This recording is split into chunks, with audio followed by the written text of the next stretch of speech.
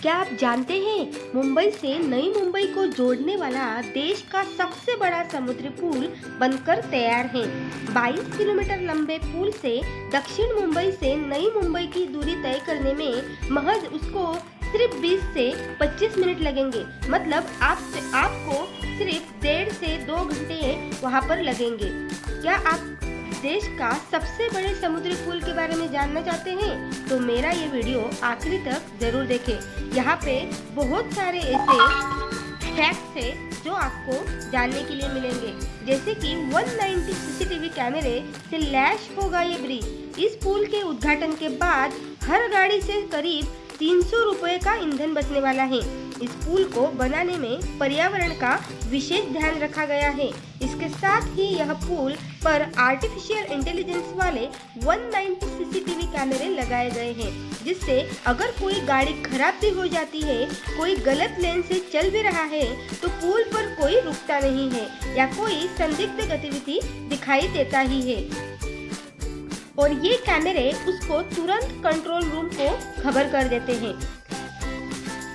उसके बाद नेक्स्ट है 20,000 करोड़ की लागत से हुआ ये पुल का निर्माण।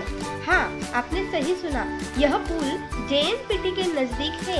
ऐसे में बड़े मालवाहक जहाज के जाने का रास्ता बाधित न हो, इसलिए इस समुद्री सेतु को OSD तकनीक से बनाया गया ताकि बड़े मालवाहक जहाज के जाने में कोई अड़चन न हो।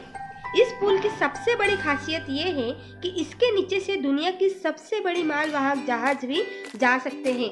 इस समुद्र सेतु को बनाने में 20,000 करोड़ की लागत आई है। इस पुल के खुलने से इससे जुड़े क्षेत्रों में आर्थिक विकास भी संभव है। यह समुद्री पुल मुंबई पुणे एक्सप्रेसवे, मुंबई गोवा हाईवे और नवी मुंबई के प्रस्तावित इंटरनेशनल एयरपोर्ट से जुड़ेगा।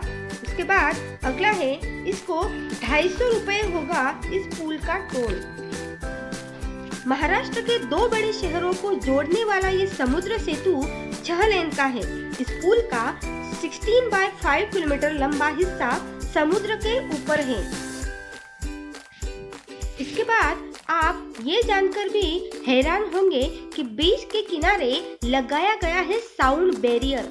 समंदर के जिस हिस्से में इस पुल को बनाया गया है, वहाँ हर साल सर्दियों में फ्लेमिंगो पक्षी आते हैं। इसको ध्यान में रखकर ब्रिज के किनारे साउंड बैरियर लगाया गया है। साथ ही इसको बनाते समय इस बात का ध्यान भी रखा गया है कि ध्वनि प्रदूषण कम हो। MRDA का दावा है कि पिछले साल फ्लेमिंगो की संख्या बढ़ गई थी। इस ब्रिज से कोई DARC Bhabha atomic research centre की तस्वीरें या वीडियो न ले सके, इसके लिए ये बैरियर लगाया गया है।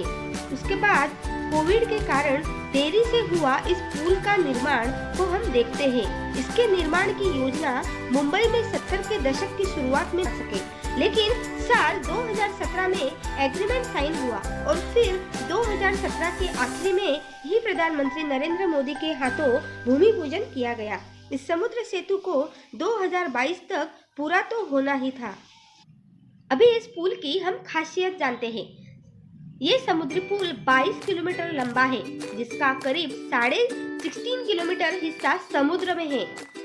पुल के ऊपर एक रेस्क्यू पॉइंट है, जहाँ पर अगर कोई हादसा भी हो जाता है तो पुल के ऊपर गाड़ी को खड़ी करने के लिए अलग ही जगह बनाई गई है। यू टर्न करने के लिए जो जगह है उसकी बैरिकेडिंग बेहद खास है, जिसे हटाकर ट्रैफिक को क्लियर करने और गाड़ियों को आगे करने के लिए खोला जा सकता है। इस पुल पर लगातार निगरानी रखी जाएगी। इसे काफी हाईटेक करीब 130 कैमरे से लगाए गए हैं, जो पुल पर लगातार निगरानी रखेंगे। इसके अलावा 36 कैमरे ब्रिज के नीचे भी लगाए गए हैं, जो ब्रिज के नीचे की एक्टिविटी पर नजर रखेंगे। इसके साथ ही 190 आर्टिफिशियल इंटेलिजेंस वाले कमरे हैं, जो ब्रिज पर किसी भी प्रकार की अनचाही गतिविधि अगर होती है तो यह कैमरे तत्काल तस्वीरों के साथ कंट्रोल रूम को अलर्ट करेंगे। एक 12 स्पीड कंट्रोल कमरे हैं, जो गाड़ी तय सीमा से ज्यादा स्पीड पर चलेगी तो इस कैमरे की मदद से उनका चालान कट जाएगा। इसके अलावा करीब 6 ऐसे डिस्प्ले लगाए गए हैं जो वाहन चालक को इस बात की जानकारी देगी कि उनकी गाड़ी कितनी स्पीड में चल